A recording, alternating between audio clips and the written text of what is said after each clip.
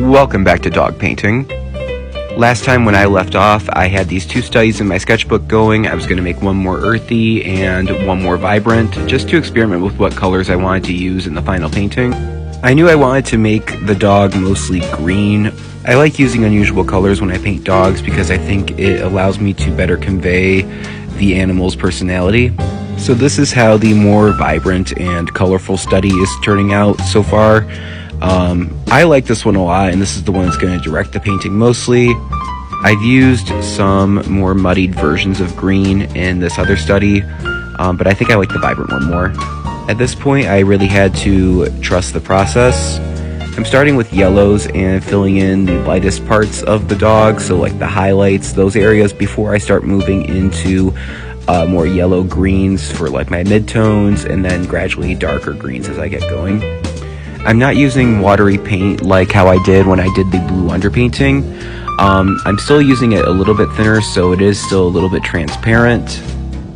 I did this to preserve some of that painting underneath that my dog made when he was licking the peanut butter. I'm also starting to work some oranges in with my greens, which are making kind of like a brownish color, because I'm realizing that the painting isn't standing out enough against the background. In my sketchbook, I'm experimenting with layering orange over the green instead of mixing it together to preserve some of that vibrancy, and I'm actually really liking the result, so I'm going to try to work it into the painting a bit more. I'm now moving into my first pass of darks in the painting, so I'm using a lot of blue-greens here, but I'm eventually going to push these a little bit further. I'm going to start mixing in more dark greens and these dark sort of blue-violet colors that I have on hand into the green to really push these areas dark, which should really bring out the areas like the eyes a lot more.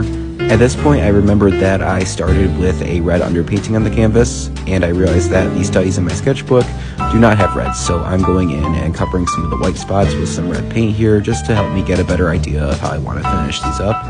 I also had a big tube of teal on hand, and I experimented with using that as a highlight color, and I really liked it, so I'm going in and I'm just kind of creating this fur texture with little brush strokes to mimic the light hitting the fur. If you haven't done so already, you should really consider following me on Instagram and YouTube, which are linked in my bio. Follow along for part 4.